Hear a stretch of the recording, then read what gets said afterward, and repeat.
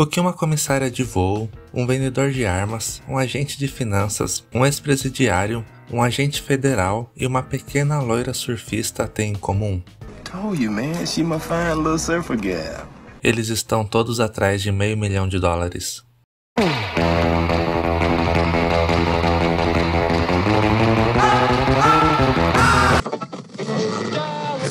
Jack Brown é o único filme de Tarantino que ele apresenta um roteiro que foi adaptado de um romance, ou seja, não é um roteiro original dele como os outros. E o escritor do livro diz que foi a melhor transposição de uma de suas obras para o cinema. O filme é uma referência aos filmes da Blaxploitation, um gênero que ficou famoso nos anos 70. Eram filmes de baixo custo e produzidos e atuados por pessoas negras. E a atriz Pam Grier, protagonista de Jack Brown, se consagrou nesse gênero de filme. Tarantino faz referência com o título do filme a outro filme da Blaxploitation, que a atriz fez em 1974, chamado Foxy Brown.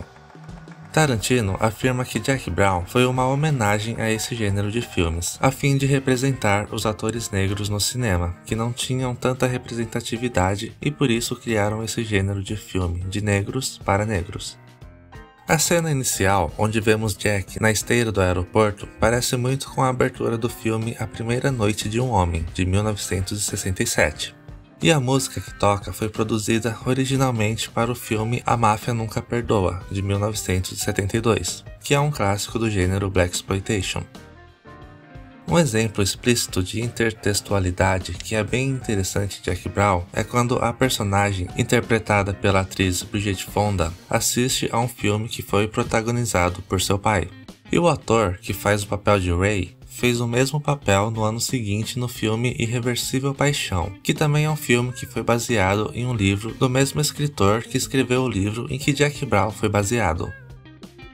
No filme, a protagonista dirige um carro que aparece também em Pulp Fiction e em Kill Bill. A Prova de Morte foi pensado inicialmente para ser um filme a ser exibido junto com Planeta Terror, de Robert Rodrigues, e em uma forma de homenagem ao formato popular de exibição de filmes apelativos em sessões seguidas, que era chamado de Grindhouse, onde esses filmes eram precedidos por uma série de anúncios e trailers fictícios. A proposta de A Prova de Morte era emular a experiência proporcionada pelo formato de exibição dupla, comum em cidades norte-americanas nos anos 70 e 80. A ideia não funcionou como esperado, não agradou muito o público e o filme foi lançado posteriormente com mais cenas. E nesse filme, Tarantino deixa muito claro sua tara por pés.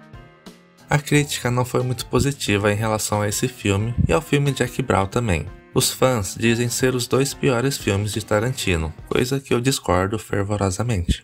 Os dois filmes são sensacionais, porém com péssima reputação. Principalmente o filme A Prova de Morte, que quase ninguém viu e todos que viram, ou a maioria, detestaram. A Prova de Morte trata-se de um filme que dialoga com o subgênero do terror conhecido como slasher, junto com os filmes de ação sobre perseguição em carros pelas estradas do interior dos Estados Unidos, como Corrida contra o Destino, Faca na Garganta, 60 Segundos, etc. Nesse filme, Tarantino faz um contraponto ao caráter misógino comum nesse subgênero. O filme é uma referência aos filmes do gênero exploitation, que são filmes totalmente apelativos explorando o sexo e a violência, como nessa cena em que vemos de forma detalhada a morte de cada uma das personagens. Essa cena final do filme em que as mulheres espancam o Double Mike é uma referência a filmes antigos de Kung Fu, em que costumavam encerrar com imagens congeladas com uma música triunfante, logo após a morte do vilão pelos heróis. No caso, a morte do Double Mike pelas mulheres que ele queria matar.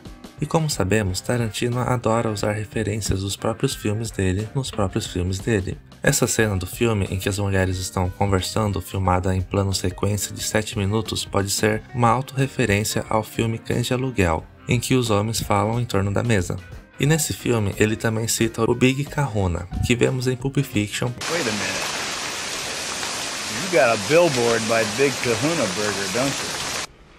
Big Kahuna Burger. Big Kahuna Burger. E também tem uma cena em que as personagens falam sobre massagem nos pés, que também me fez lembrar de Pulp Fiction. I've let him give me a foot massage. Gave her a foot massage. O que Tarantino sempre tenta demonstrar em seus filmes, desconstruindo paradigmas genéricos, é o empoderamento das tradicionais vítimas. É a vingança daqueles que foram menos favorecidos, seja no mundo fictício ou no mundo real. Mas enfim, A Prova de Morte não é um filme ruim, mas ao mesmo tempo é um filme ruim. Ele foi feito com o intuito de ser ruim, pois vemos que as imagens não são tão boas, vemos vários ruídos, cenas e áudios travando como esse aqui, cortes no meio do diálogo e efeitos bem óbvios, como essa montagem onde ele filma as duas atrizes separadamente e depois junta, total referência a filmes trash antigos. Tarantino faz muitas referências ao cinema western, e o filme Django é um perfeito exemplo disso. O título do filme foi emprestado do clássico faroeste italiano de 1966, dirigido por Sergio Corbucci, e o ator que interpreta esse Django original faz uma pequena aparição no filme de Tarantino, o que foi uma cena genial. O filme Django de 1966 fez tanto sucesso que surgiram vários filmes com esse nome, mesmo a história não tendo nada a ver com a história original, que nem no caso do filme de Tarantino, que transforma o personagem em um escravo em fuga. O Django de Tarantino pode ser considerado um filme sobre vingança, dependendo do ponto de vista, e também é um filme sobre escravidão, em que o personagem de Django está atrás de sua amada, eliminando todos os obstáculos que encontra pela frente. O filme original de 1966 mostra o personagem que está em busca de vingança pela morte de sua esposa. Outra referência que Tarantino usou do filme original está em Cães de Aluguel.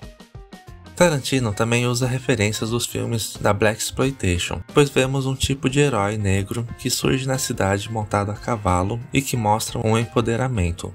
O nome da esposa de Django também pode ser uma referência ao Blaxploitation. O nome dela é Bromilda von Shaft. E existe um personagem negro muito popular nos anos 70, o John Shaft, que também já foi interpretado por Samuel L. Jackson. Então vemos que o diretor não rouba apenas alguns elementos de cena ou textos, ele meio que dá um jeito de reescrever filmes antigos. Entre alguns filmes que possam ter servido de inspiração para algumas cenas de Django, como por exemplo Esse Dente em Cima da Carroça, temos O Ouro e Maldição, de 1924. E essa cena é parecida com o filme Os Violentos Vão para o Inferno, do mesmo diretor do Django de 1966. Esse cara que avisa a chegada de Django é acreditado como o Filho do Pistoleiro, referência ao filme que esse mesmo ator participou chamado O Filho do Pistoleiro.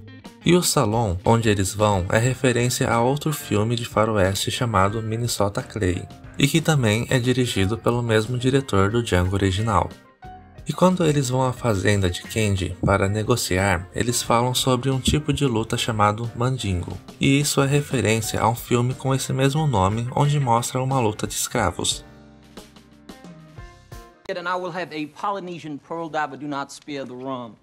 Essa frase que o personagem diz é referência ao filme Gardenia Azul. Polynesian pearl divers, and don't spare the rum. Antes de terminar o vídeo, só queria destacar essa cena em que Tarantino faz uma participação, e ele se explode no próprio filme. Achei essa cena incrível. E por falar em explosão, acontece uma no final do filme. Aqui vemos o ator Samuel L. Jackson xingar Django antes de morrer. O ator sempre xinga alguém antes de morrer, vemos isso em Vingadores e Kong. Die, you motherfucker!